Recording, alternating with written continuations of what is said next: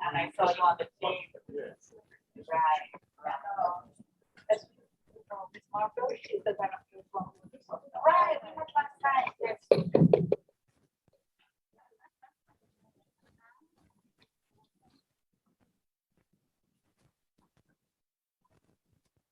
What's the number of the now?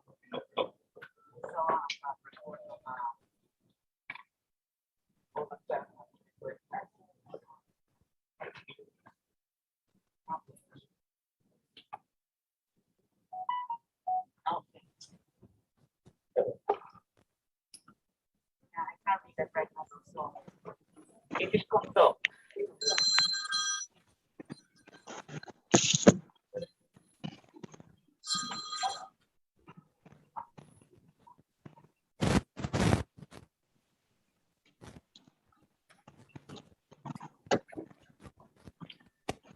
Yeah.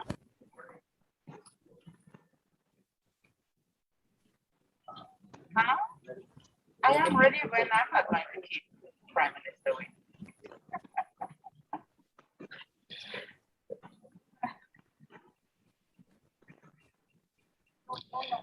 Good morning. Good morning, Honorable Prime Minister, Chairman of the Caribbean Community, ambassadors to the Caribbean community, and to the general public listening in to this installation ceremony of the 8th Secretary General of the Caribbean Community, Dr. Carla Barnett. To begin the morning's proceedings, I would like to invite the Chair of the Caribbean Community, the Honorable Gaston Browne, Prime Minister of Antigua and Barbuda, to address us. Prime Minister.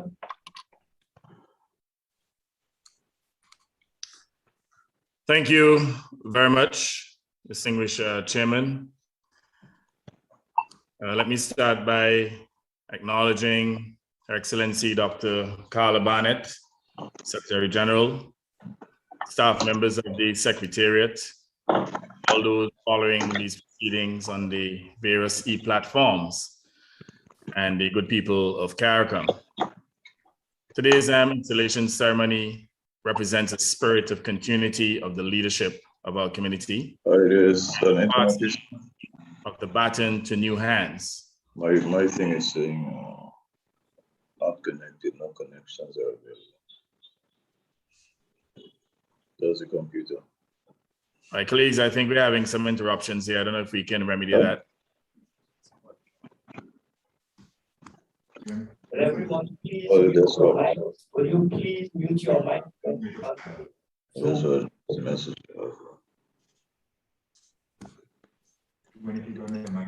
Colleagues, can we remedy? Yes, we have. It's okay now.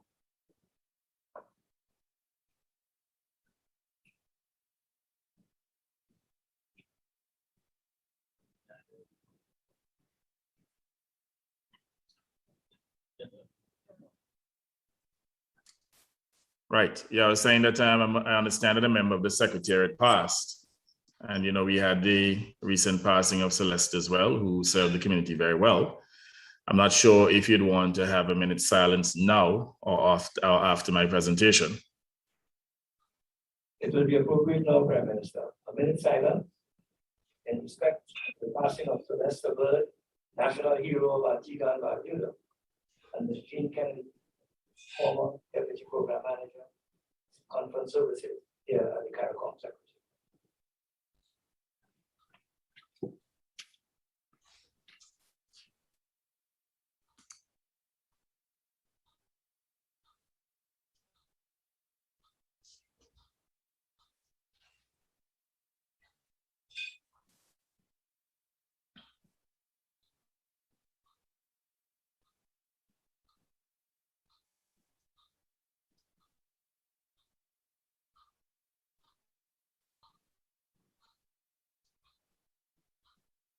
Thank you, Prime Minister. You now resume.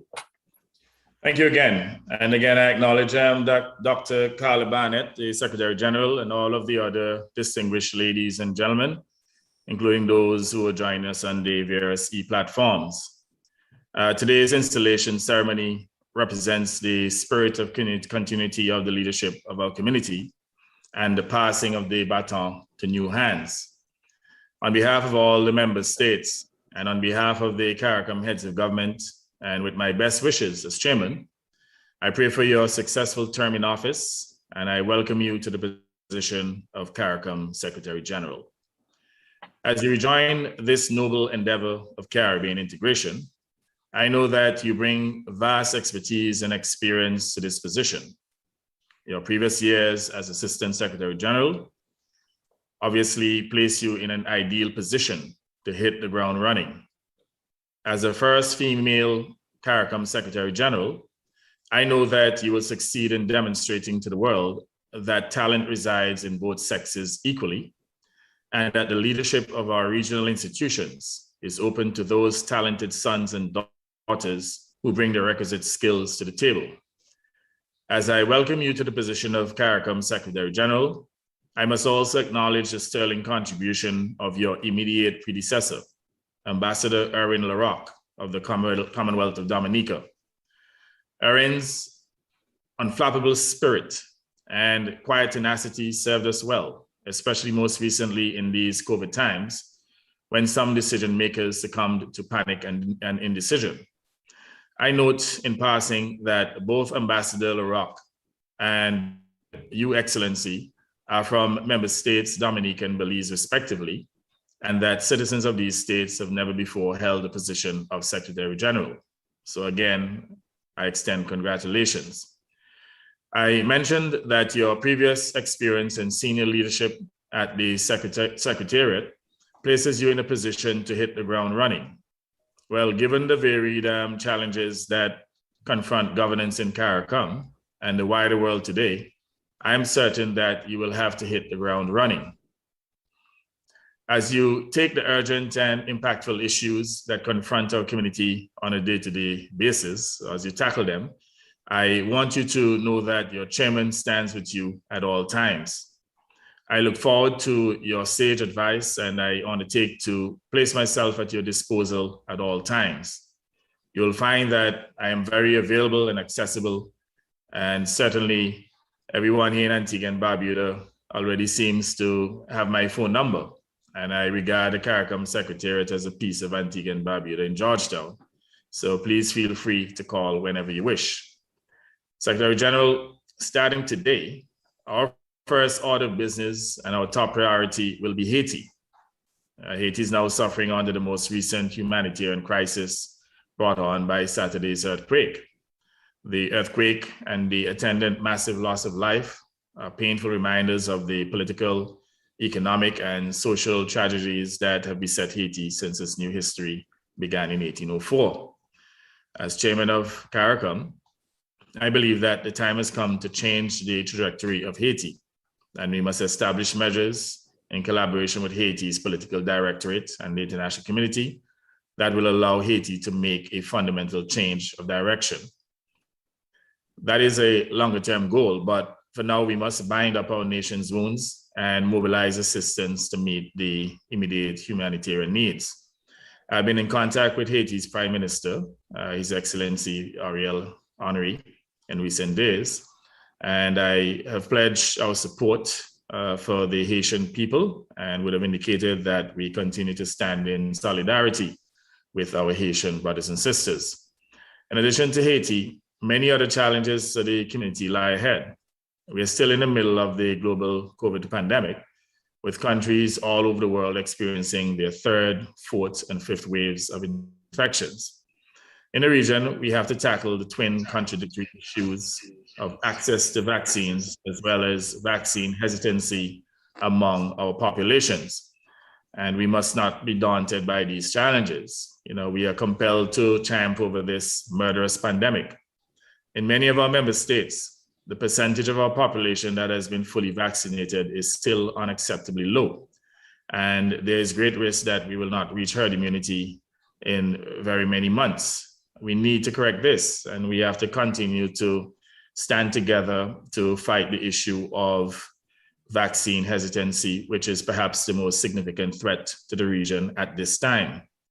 We need to refloat our economies while keeping our people safe and to place ourselves in a position to take advantage of the spike in tourism demand that several member states are currently experiencing.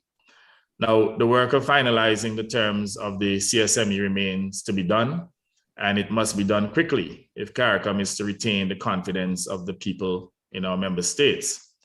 I'm also of the view that we need generally to reassess our methods of work at the level of the Conference of Heads and at other levels as well, always looking for peak efficiency. There's no doubt that we have to make the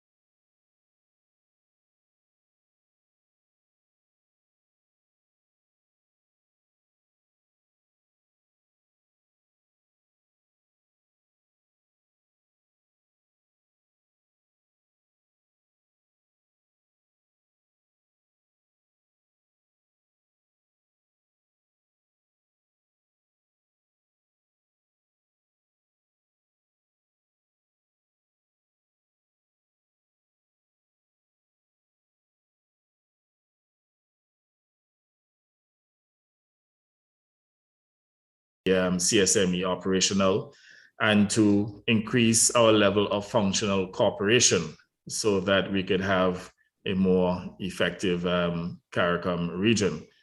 It is my intention to raise these matters with you and to strive for ways in which we can make the machinery of CARICOM run more smoothly. It is absolutely important that we increase or improve the machinery of CARICOM for the benefit of all member states, especially considering the various challenges that we have to confront at this time.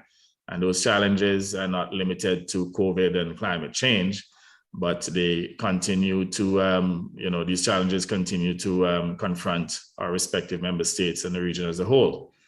At the earliest opportunity, I wish to invite you and your senior team to St. John's for deeper consultations on the serious work that lies ahead. I've never shirked hard work, and I believe that energy unused is energy wasted. So I want to encourage all of us to increase our energy levels in terms of the energy that we utilize to get the work of CARICOM done, to make the work of CARICOM equally important, not to confine all of our energies at the national level, but to also ensure that we utilize our skills, our expertise, our energy in advancing the work of CARICOM. As we get down to the business of managing our regional integration process, let us remember that the work is hard, but the rewards are great for the people of our region who deserve no less. So clearly we have to put issues of insularity behind us. We have to cooperate and to understand that we are better off working together and that we will be more vulnerable if we continue to pursue our own individual agenda. So let us use this opportunity with the installment of our new Secretary General to recommit ourselves to the work of CARICOM and to advance the integration movement. Finally, I say once again, welcome, Secretary General. I thank you. Thank you very much, Prime Minister. The 8th Secretary General of the Caribbean Community, Dr. Carla Barnett, to address us.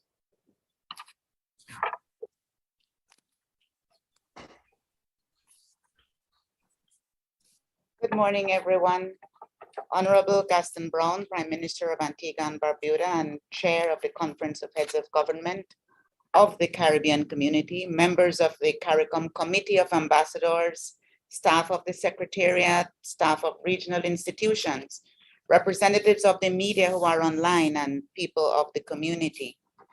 It is with deep pride and a sense of humility that I take this seat as the 8th Secretary General of the Caribbean Community. Let me express my appreciation to you, Mr. Chairman, and your colleague heads of government for the trust and confidence you have placed in me by selecting me for this post. I take up this position today against the backdrop of a devastating earthquake in Haiti, the impact of which will be made worse by the rains associated with Tropical Depression Grace, which is already affecting the country. I reiterate the community's condolences with the government and people of Haiti and to the relatives of those who lost lives in this terrible disaster. I also wish a speedy and full recovery to those who were injured.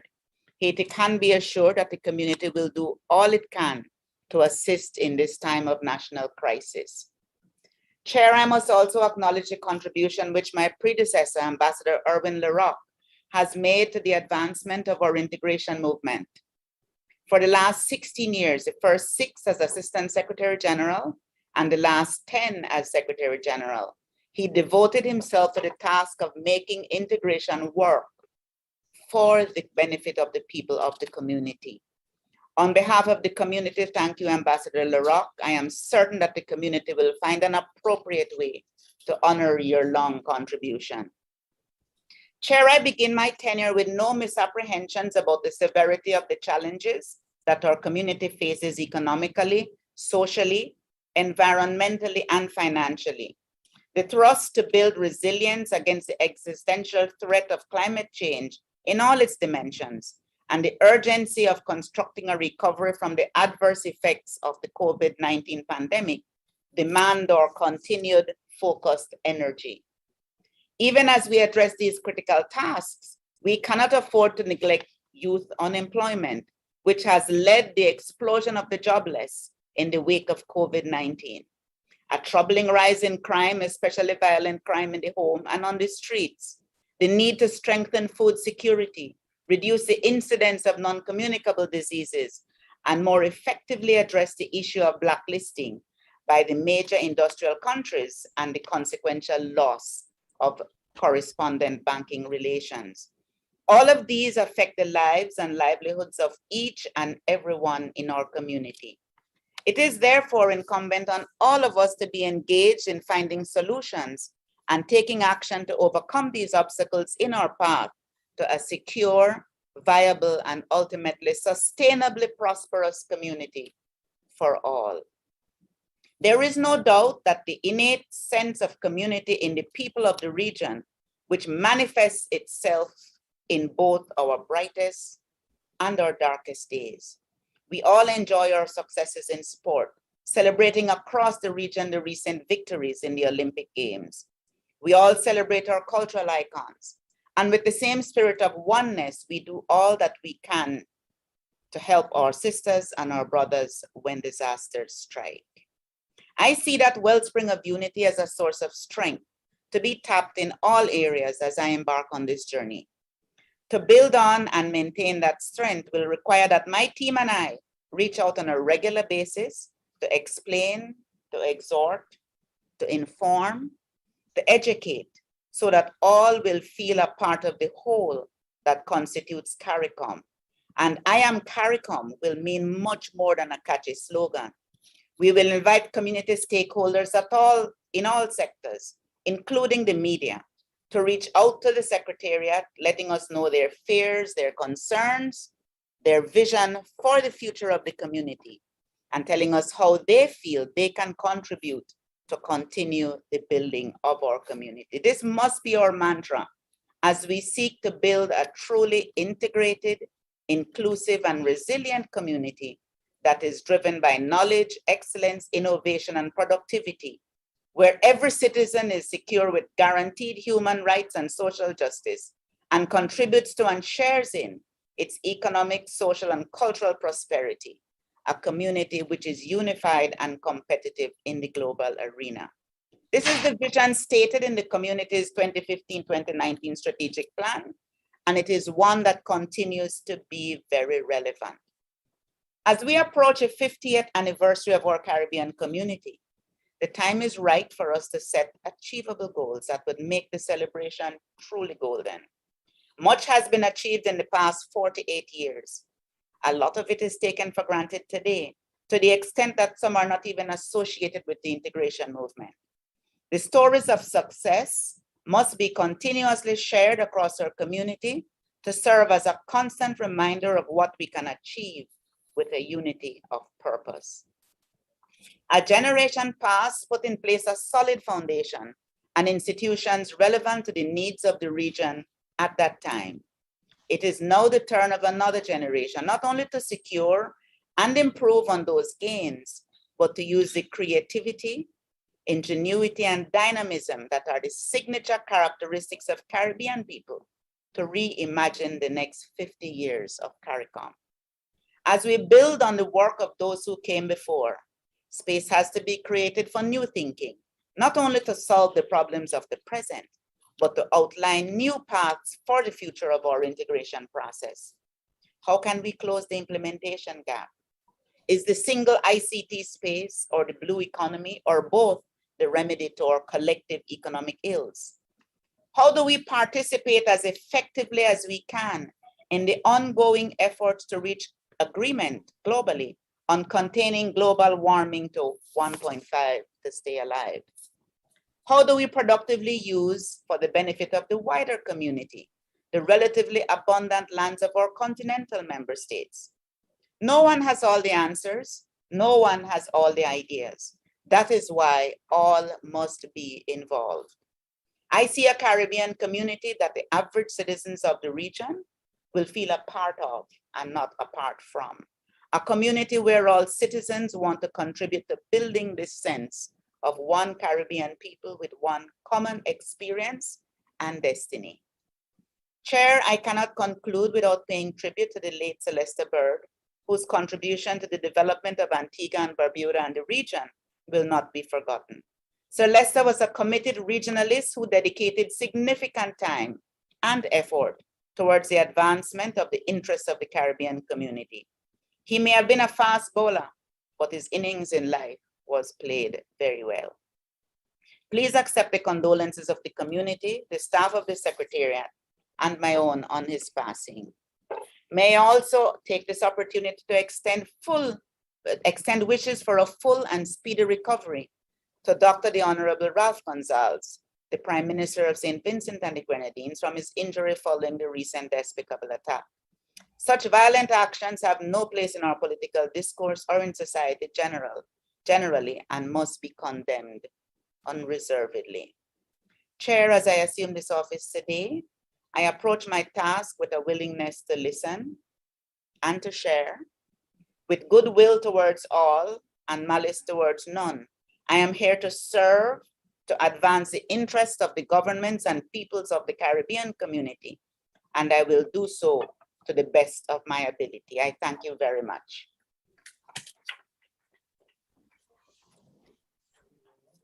Yeah, the podium. We are requesting everyone who has their video on to turn it off and just leave the videos for the Secretary General and the Chairman.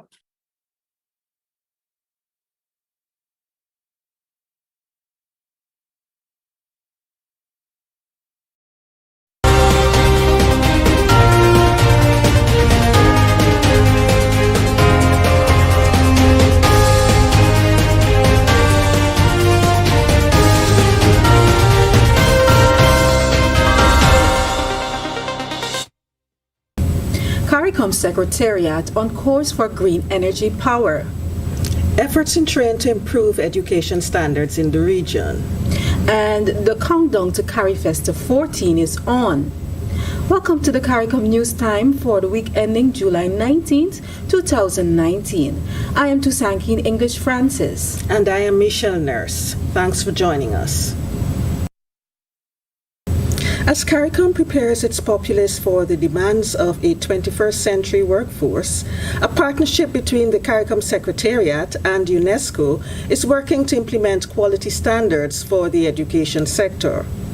Here's Jacine Dunkley-Balcom with that report.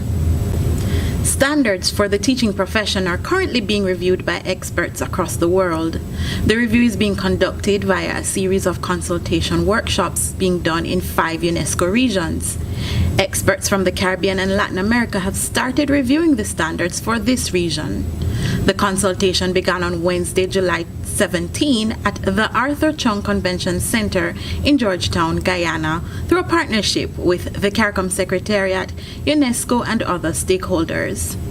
The first phase took place in Addis Ababa in Ethiopia, and the second phase is taking place in the region of Latin America and the Caribbean. So it was a fantastic opportunity for CARICOM to collaborate with UNESCO to engage in its own consultations around the proposed CARICOM regional standards for the teaching profession, and actually look more closely at the ways in which those proposed standards are aligned to the UNESCO Global Framework, or the proposed UNESCO Global Framework for the standards. So that's what's happening here today. We have actually included a number of participants within Guyana and across the world. So we have representation from South Africa, we have representation from Europe, Latin America, within the Caribbean itself, and in particular a very strong cohort of Guyanese participation stakeholders who are involved in the consultations here today, including, and I think one of the things that we need to celebrate is the participation of our teacher trainee candidates, because these standards, once they are confirmed and endorsed by the COSORT for implementation, are going to affect their future and the nature of the profession and the kind of professional that they turn out to be. The purpose of these regional consultations is to make sure that these standards are developed not by us sitting in an office at UNESCO, but by the profession themselves. So we have these consultations all over the world. This one is being held in Guyana, but it's inviting members from all over the Latin America and Caribbean region to give us their thoughts and comments on these draft frameworks that we've developed, and to help us further build it and eventually implement it.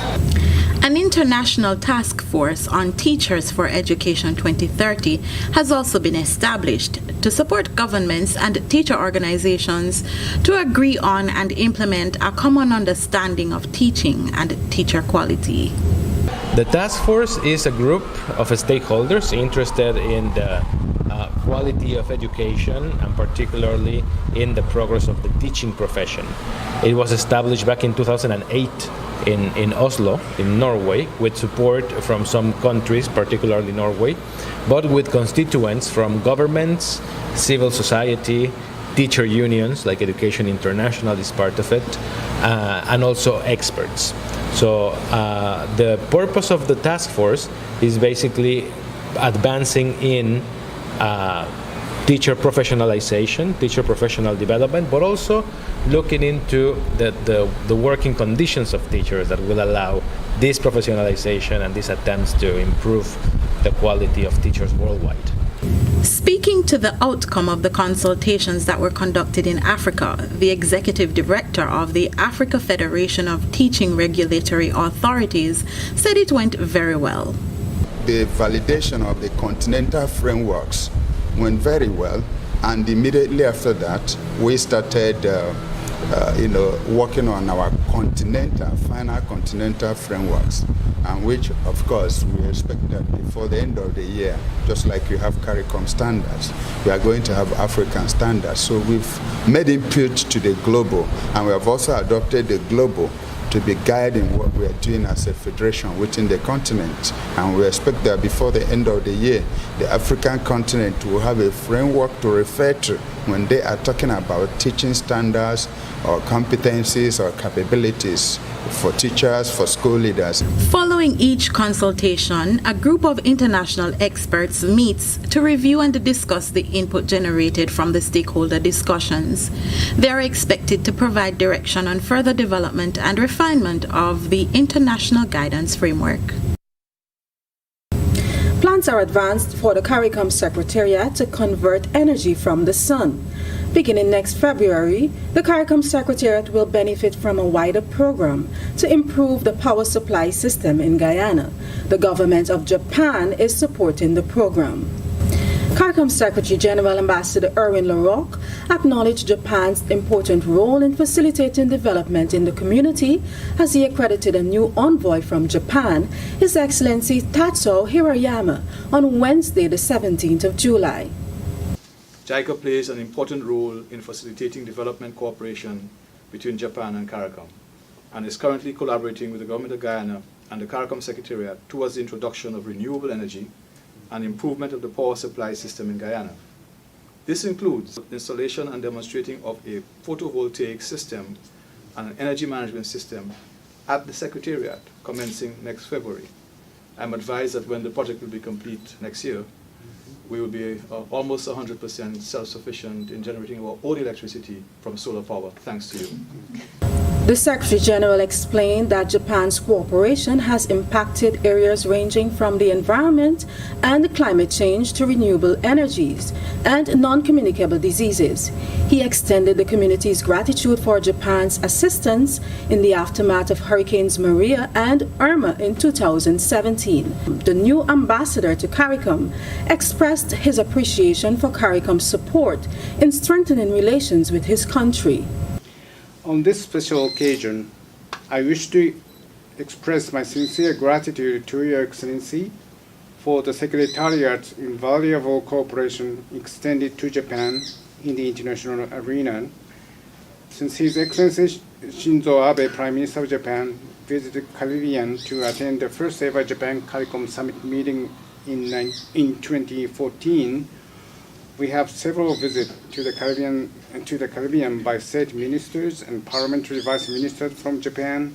We have held foreign ministers meetings between Japan and the CARICOM community, as well as we hosted a high-level visit to Japan by dignitaries from the CARICOM, including Your Excellency. The CARICOM Secretariat is seeking to make it easier for persons who move across the region for work to access their social security benefits. CARICOM Secretary General Ambassador Erwin LaRocque made the point as he addressed the heads of CARICOM social security organizations during their 30th meeting in Guyana over the past week. He noted that while the CARICOM Agreement on Social Security (CAS) has been in force since 1997, some operational challenges have been limiting the benefits to CARICOM nationals. Although community nationals are accessing benefits under the CARICOM Social Security Agreement, there are some operational challenges which I'm advised on, principally with protracted processing times and delays in the payment of benefits, and I think, Mr. Thomas, you adequately addressed that. The Secretariat, with financing from the 11th European Development Fund, the EDF, will be undertaking, of course in collaboration with the heads, research to develop a mechanism to streamline the process, making it easier for those who have moved within the region for work to access the social security benefits. There are some immediate administrative actions that can be taken to help in addressing some of the current challenges and in fulfilling our regional objectives. I refer to the timely and consistent submission of data on the implementation of the agreement. This is key for monitoring its impact and would be invaluable in informing future policy development. There must also be full reporting to our respective line ministries so that the relevant community ministerial councils, the COSAD and the COFAC, could be advised of the status of pertinent issues and appropriate regional policy responses could be developed. Issues before the meeting included sustaining social security funding at a time when the region's people are living longer but are adopting unhealthy lifestyles. The Secretary General pointed to the growing rate of non-communicable diseases. One of those areas, the impact of non-communicable diseases, NCDs, is a major item on the community's agenda. Yes, we are living longer, but we are not necessarily living a healthier life. The medical cost, the impact of labor productivity, and other factors related to NCDs translate to about 3 to 5% of GDP in our region. The prevalence of NCDs no doubt has had an effect on social security systems, and the results of your working group on the issue could provide a valuable insight into the depth of this problem. This is a problem that our health ministers have been grappling with and which has received the attention of the heads. It is, some of the health professionals will say, nearing a crisis proportion, the NCDs. We're seeing, even in our children, obesity leading to lifestyle diseases. We're counting down to CARIFESTA, the Caribbean's mega festival of arts, which will open in Trinidad and Tobago on August the 16th. There is so much happening as plans for CARIFest to move into the final stages. Justine Dunkley Malcolm is here to tell us more. Thanks, Michelle. And as we all know, CARIFest will be held from August 16 to 24. It will be in Trinidad and Tobago, and it will be held under the theme Connect, Share, and Invest. And I will be there to provide the CARICOM Secretariat's coverage of this mega cultural festival, as you've just called it. I'm very excited about it. I know there are some members of staff from the Secretariat who are planning to be there, not just to work. Of course, you know, we have our hardworking staff who will also be there. And just this week, I attended a meeting of the Regional Cultural Committee, and the reports coming out of that meeting it's phenomenal. There are so many persons that are going to be coming from our CARICOM member states. Some countries are bringing over 200 persons. I know Haiti is bringing over 200. Jamaica and Guyana are bringing over 100 persons. You know, the countries are well underway in terms of their preparations for this festival, and I look forward to covering it, and I look forward to persons here in this space checking out the coverage that we'll be bringing from the CARICOM Secretariat. Okay, and we hear that you can walk down the streets of the Caribbean at CARIFest. How can that be possible in Trinidad and Tobago? Well, we have what is gonna be called, it's our Grand Market, which is a part of it's a feature of each CARIFest. And this year, of course, you can have your passport that will take you to each of the different CARICOM member states while only having to pay to visit one. And you won't be able to just see CARICOM member states, but there are also other countries who will be at CARIFest 14. You can see fashion, you can see dance, you can taste foods from across the region. I'm looking forward to some of that sumptuous food. I know Antigua always brings those huge lobster. Listen, I am very excited for that. There's crab. There's so much for you to see at CARIFest 14. So if you have not yet booked your ticket, now is the time to do so. And there are actually specials going on within the Caribbean. Check out the CARIFest website for details. It's www.carifesta.net. And there's talk about a mobile app. Tell us about There is a mobile app, actually. In fact, I have it on my phone right here.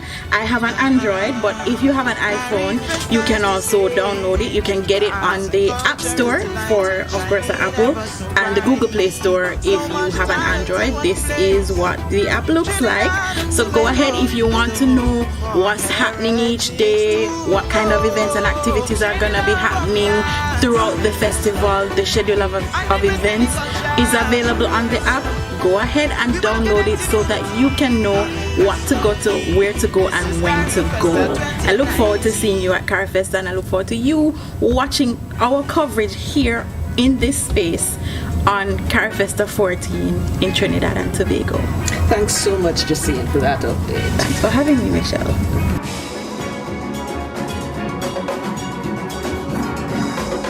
As things are heating up in Trinidad and Tobago, we are hearing about another kind of heat. This time, it's ominous. The Pan American Health Organization, World Health Organization, PAHO WHO, is urging countries in the region to be prepared for heat waves which may intensify as the summer period progresses.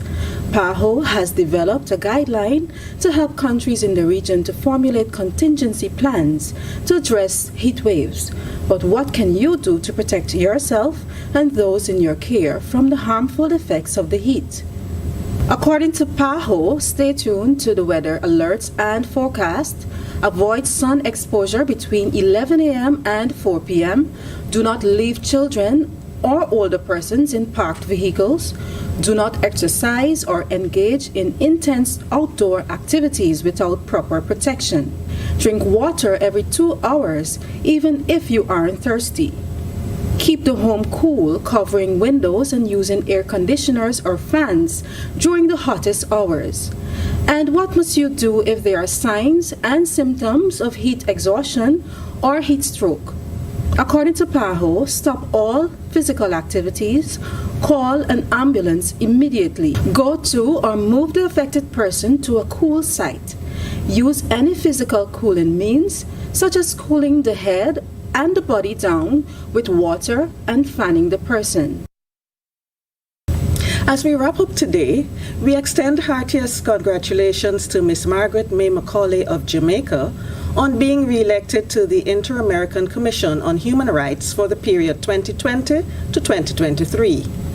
She was re-elected at the 49th General Assembly of the Organization of American States held in Colombia recently.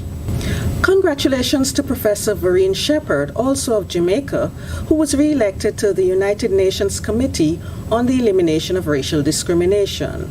She received the highest number of votes of any of the candidates during the elections held in New York recently. She will serve for the period 2020 to 2024. Remember, for these and other stories, you can visit the CARICOM news site at today.caricom.org or visit the CARICOM website at caricom.org. Like us on Facebook, follow us on Twitter, and be sure to subscribe to our YouTube channel. See you next time.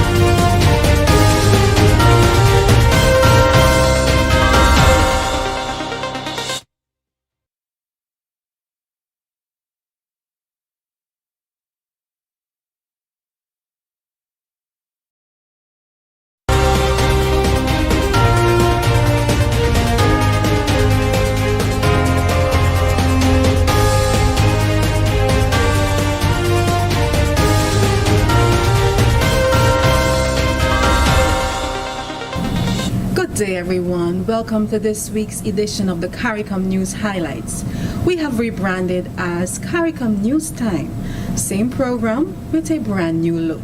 I am Tusankin English Francis. And I am Michelle Nurse of the CARICOM Secretariat's Communications Unit. Thanks for joining us. In the news this week, Barbados was the venue for talks between Venezuela's political factions. CARICOM heads of government agreed to support CSME focal points in member states to push implementation. Heads of government want legislative framework in place for agricultural workers, beauty service practitioners, barbers, and security guards to move freely in the CSME. Here are the details. Barbados was the venue for talks between representatives of Venezuela's President Nicolas Maduro and its opposition leader Juan Guaido. This development comes on the heels of CARICOM heads of government agreeing that the prime ministers of St. Kitts and Nevis, Barbados, and Trinidad and Tobago would continue mediation-related activities involving Venezuela. At their 40th regular meeting in St. Lucia, the heads of government expressed support for the facilitation process being carried out by Norway with both sides of the dispute. In the lead-up to the talks in Barbados, Prime Minister Mia Mottley told reporters that it is never too late to talk. Let the people talk. And when you have deep divisions, it takes time. And I have every confidence in the government of Norway being able to do what CARICOM has wanted done from since January in our conversations together. CARICOM heads of government are concerned about the slothfulness in enacting the necessary legislations that would allow for the implementation of administrative measures to improve the functioning of the CARICOM single market and economy. That in building out the single market and single economy, that we need to build capacity. And indeed, there had been a time when within the community we were sharing the resources among our Chief Parliamentary Council with respect to the drafting of legislation, acts and bills. That has fallen into the switch route. We've agreed that we need to work with our development partners to establish a regional law reform commission that will comprise of eminent legal brains to help us, because legislation is at the core of governance. And if we can't prepare the policy and the legislation that's necessary to bring about the changes within the single market and the single economy, we're not going to see the level of progress that we ought to be seeing. And therefore we are grateful also that the Premier of Cayman Islands has agreed that their own law reform commission will work with CARICOM in the establishment of this regional law reform commission. The heads of government also agreed to step up public information and education on the CSME and to timely reporting on the progress of implementation. You may recall that in December 2018, agricultural workers, beauty service practitioners, barbers, and security guards were added to the agreed categories of skilled nationals who were entitled to move freely and seek employment within the CARICOM single market and economy. At their meeting in St. Lucia, the heads of government further agreed that those categories of skilled nationals should be facilitated administratively by December 2019 and implemented legislatively by July 2020. They mandated the Council for Human and Social Development, COSOD, to expedite its work on the definition and qualification requirements in order for member states to meet the stipulated timelines. The inclusion of the new categories of skilled nationals is recorded in the St. Anne's Declaration following the 18th special meeting of the Conference of Heads of Government of CARICOM on the CSME in Trinidad and Tobago. Prime Minister Mia Mottley of Barbados is optimistic that her colleague heads of government will continue to lay the groundwork for the CARICOM single market and economy to thrive. Services agreement, the work towards regional harmonization with the stock exchange, the credit rating bureau, the whole question of a common investment policy. Similarly, there are some definitional issues that we're trying to sort out with respect to fisheries workers. So we've separated fisheries workers from agricultural workers. This is the nitty-gritty of execution to provide the level of certainty that will give our citizens the comfort that we want them to have. Of course, we have made significant progress in the last year with the establishment of the contingent rights, people being able to move with respect to their families and dependents and having the comfort that whether it's with their spouse and dependents, they can get certain rights as they move. The Public Procurement Notice Board that will allow businesses in different countries to be able to participate in procurement. These are some of the things that we have done in the last year, and quite frankly, we've done a hell of a lot, but we also recognize that we need to just on a few of the more complex issues, which is what a lot of the financial services type agreements are, that we need to be able to carry along each and every one of our jurisdictions. She is optimistic that when the leaders meet in Bridgetown, Barbados in February next year for their intersessional summit, there would be agreements on a number of key aspects of the CSME. The Restructured Commission on the Economy is of the view that any development model within CARICOM must have at its core better education and skills training, technology-enabled government, and easier ways of doing business. In receiving the interim report presented by the Commission's chairman, Professor Avinash Basod, the heads of government acknowledged that the critical task ahead was to drive CARICOM states to stronger, more sustainable, resilient, inclusive, and equitable development.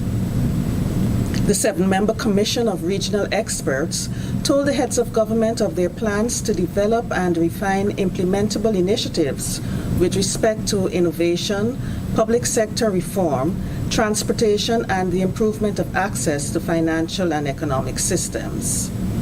Prime Minister Dr. Keith Mitchell of Grenada, who is the lead head in the CARICOM Quasi-Cabinet for Science and Technology, has been tasked with leading a regional committee to spearhead resource mobilization to expand the region's capacity in this area. Heads of government at their meeting in St. Lucia recognized the importance of science and technology to growth and development in the region. They welcomed a proposal to build a framework for an integrated Caribbean science, technology, and innovation system for socio-economic development. There's a new executive director at CARFA. That's the Caribbean Public Health Agency. From the 1st of July, Dr. Joy St. John, a national of Barbados, assumed leadership of the regional institution that is responsible for rationalizing public health arrangements in the region. Prior to joining CARFA, Dr. St. John was Assistant Director General of the World Health Organization with direct responsibility for climate and other determinants of health. She was also the first Caribbean person to chair the executive board of the WHO from 2012 to 2013. Over a period spanning more than 10 years, Dr. St. John served as Chief Medical Officer at the Ministry of Health and Wellness of Barbados. From 2015 to 2017, she also held the position of CARFA Director with responsibility for surveillance, disease prevention, and control. She succeeds Dr. James Hospidales. Norway has offered to step up collaboration with CARICOM member states in the fight against marine pollution, especially from plastics. The country's Prime Minister, Ms. Erna Solberg, was a special guest at the just-ended meeting of CARICOM heads of government in St. Lucia, where she praised the region's commitment to tackling the growing threats in the marine environment. And I would like to commend the Caribbean states for the initiatives and the measures that you are taking in the fight against plastic and marine litter. And I'm pleased that Norway is your partner in this endeavor. We recently co-hosted a festival on marine litter and plastic called Play It Out, together with Antigua and Barbuda and the UN. And Norway is providing $7.2 million in support for plastic waste-free islands across the globe initiative, where Antigua and Barbuda, Grenada and St. Lucia are among the partner countries.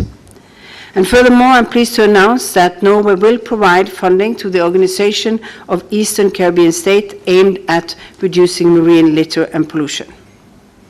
In addition, Norway has launched a $200 million program to assist developing countries and states all over the world to combat marine litter and microplastics. At the same time, we need a global agreement to combat marine litter and microplastics, as been called for by Antigua and Barbuda in the St. John's Declaration. We seek to support the cooperation of CARICOM members to achieve this goal. The Norwegian leader was also pleased that Jamaica's Prime Minister, Mr. Andrew Holness, had accepted an invitation to be a CARICOM voice on an international high-level panel being convened by Norway on building a sustainable oceans economy. Jamaica is honored to have been invited to serve on the high-level panel on building a sustainable ocean economy. Oceans and seas are important to economic and environmental sustainability and the growth of small island developing states. Fishing, minerals, and of course, especially in the Caribbean region, tourism present for us important economic opportunities. But having history and knowledge, we should put both together to ensure that we exploit them smartly and strategically. And the high-level panel gives us the opportunity to do this. So, Prime Minister, we would like to commend you for having the interest and putting the resources and mobilizing to have this committee established.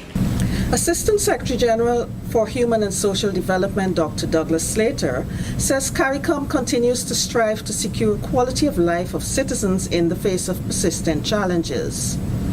He was speaking on Wednesday, the 10th of July in New York at a Caribbean side event during the United Nations High-Level Political Dialogue on the Sustainable Development Goals.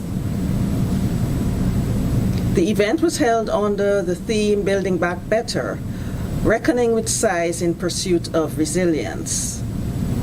Dr. Douglas Slater told the gathering that with a population of just over 18 million people, there were very few countries in the region which have escaped serious disaster-related damage within the past 2 decades. He said that the theme of building back better is now ingrained in the psyche of regional decision makers.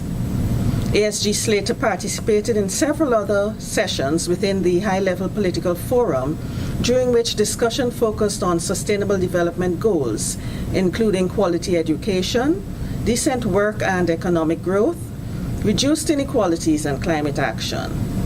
The Caribbean Court of Justice on Friday issued consequential declarations and orders in 2 sets of cases from Guyana.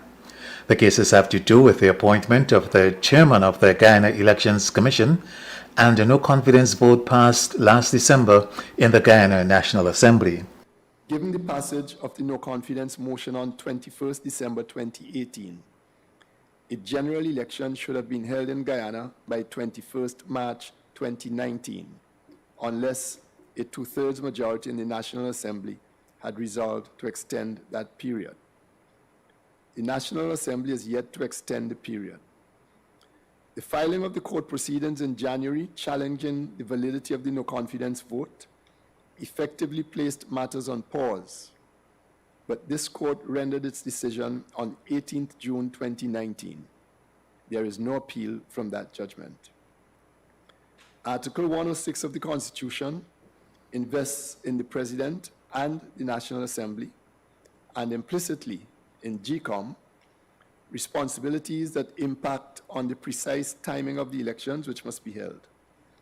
It would not therefore be right for the court, by the issuance of coercive orders or detailed directives, to presume to instruct the bodies on how they must act and thereby preempt the performance by them of their constitutional responsibilities. It is not, for example, the role of the court to establish a date on or by which the elections must be held, or to lay down timelines and deadlines that, in principle, are the preserve of political actors guided by constitutional imperatives. The court must assume that these bodies and personages will exercise their responsibilities with integrity and in keeping with the unambiguous provisions of the Constitution. President David Granger addressed the nation shortly after the CCJ's declarations.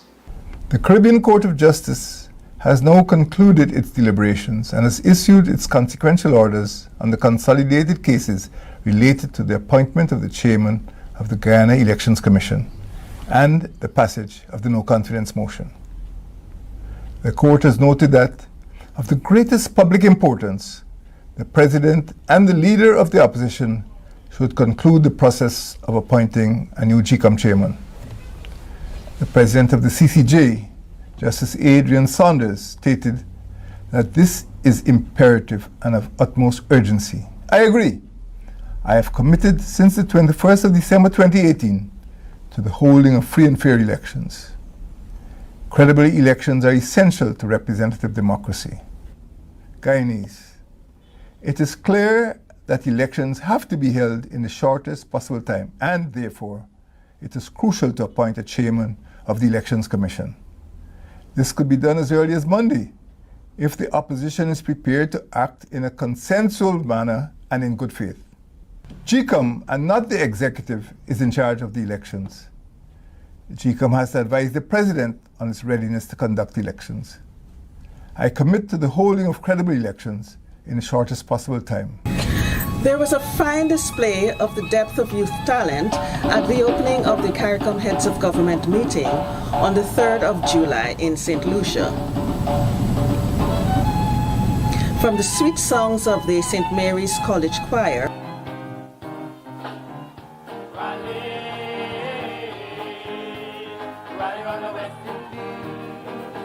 to the excellence of the oration of Seth Isidore of the Eucharist Lewis Seventh-day Adventist Primary School.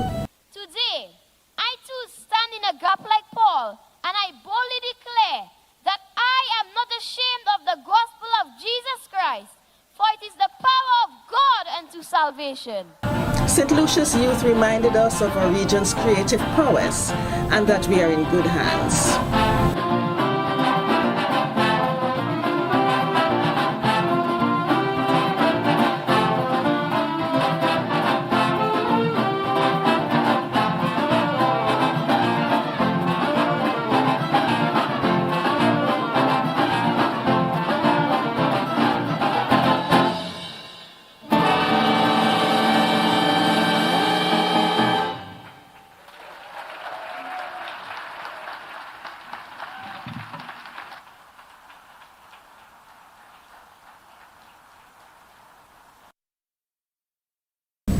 For these and other stories, you can visit the CARICOM Secretariat's website at caricom.org or visit the CARICOM news site at today.caricom.org. Like us on Facebook, follow us on Twitter, and be sure to subscribe to our YouTube channel. See you next time.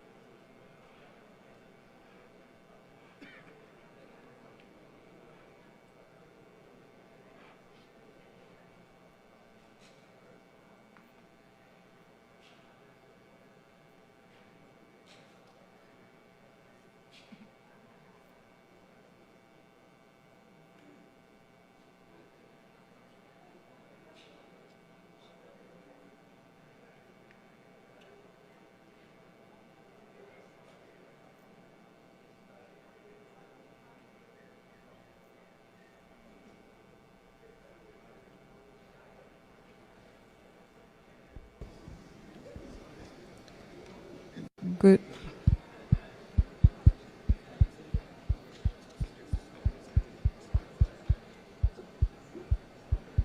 Ladies and gentlemen, we thank you for your patience as we arrange for all our heads of government to exit their vehicles. We continue to wait, and in the interim, we ask your cooperation by placing your cellular telephones on silent or vibrate, please. So a timely reminder, could you find your phone, even if you think it's on silent, could you just double check for us, please, and ensure that it is silent or vibrate. But our heads of governments are arriving and they will be entering shortly. In the meantime, the Jamaica Military Band continues.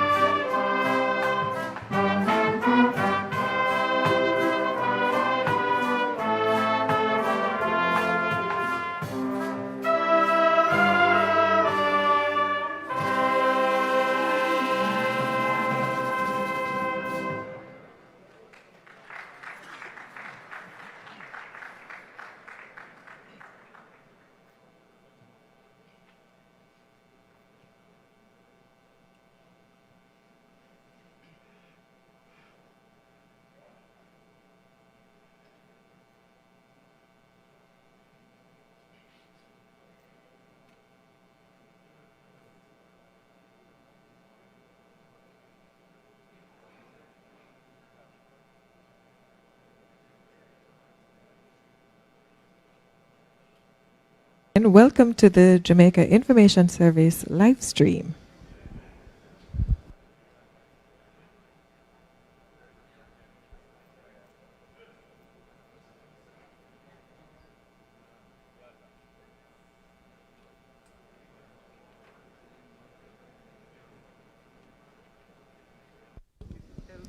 We're coming to you live from the Montego Bay.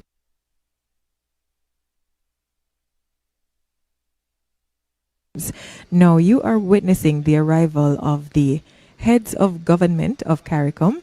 Prime Minister Andrew Holness is greeting each head, and then there will be the official proceeding of the heads of government and the flags of the 20 member countries of CARICOM, 15 members and 5 associate members.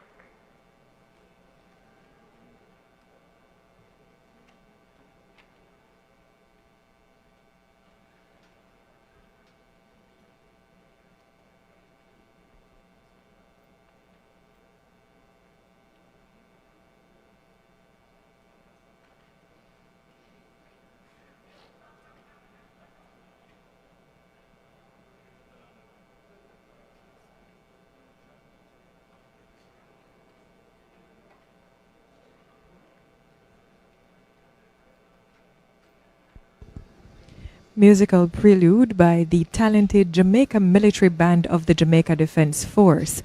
On screen now, Prime Minister the Most Honorable Andrew Holness and Secretary General of CARICOM, Ambassador Erwin LaRocque, greeting each guest as they arrive. You are watching our live stream coverage of the opening ceremony of the 39th regular meeting of the Conference of Heads of Government of the Caribbean Community, CARICOM. Prime Minister Andrew Holness is chairman of CARICOM. He assumed that responsibility on July 1, and this will run until December 31. So we are standing by for the procession of the heads of government and, of course, the flag procession. So Prime Minister Andrew Holness and the Secretary General of CARICOM standing by to greet each guest as they arrive and to ensure that all heads are in place for the procession, which is coming up shortly. Thank you so much for tuning in to the JIS's live stream coverage. And a quick shout out to those who have sounded off in the comments, like Dawn Marie Williams, Jevon Jones, Anne Marie Callia, Dejane Sandria Malcolm, Anne Marie Duncan. Thank you so much for tuning in to our live stream coverage. And please tell us, where are you watching from? And remember to share the stream so your family and friends can also share in this experience. Thank you so much for being with us. I'm Lorraine Mendez.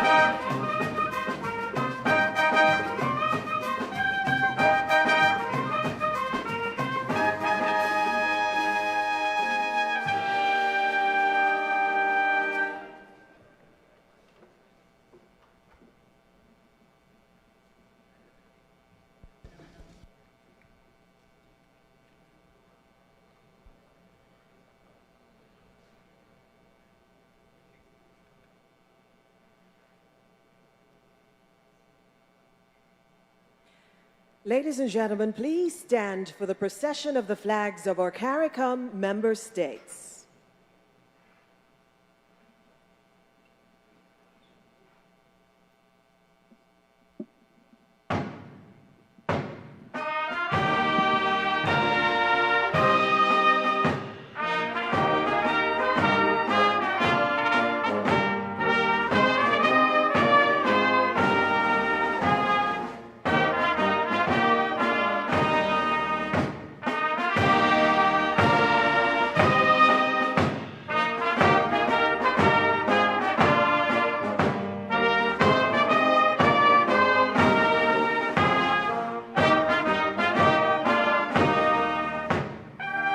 The procession of flags is carried out by the honor guards of the Jamaica Defense Force and the Jamaica National Service Corps. The Jamaica National Service Corps was recently established to focus on youth aged 18 to 23. It creates an avenue for young people to be fully empowered through national service. The young men and women spend 1 year within the Corps and can choose after service completion whether they will sign a longer contract with the Army. This new recruitment window provides training and incorporates prospects for the drafting of some 700 young people. And that will bring up the annual intake of the Jamaica Defense Force to 1,000. The procession of flags of our CARICOM member states, carried out by honor guards of the Jamaica Defense Force and the Jamaica National Service Corps.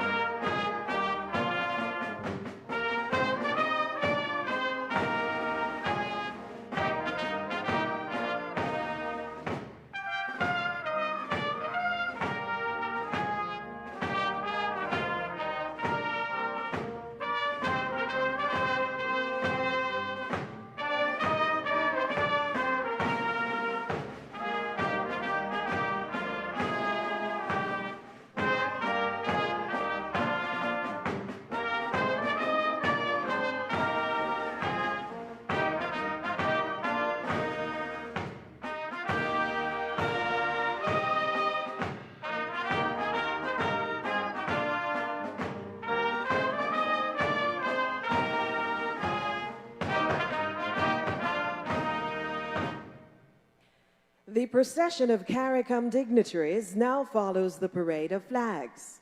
Distinguished ladies and gentlemen, Ambassador Erwin LaRocque, Secretary General of the Caribbean Community.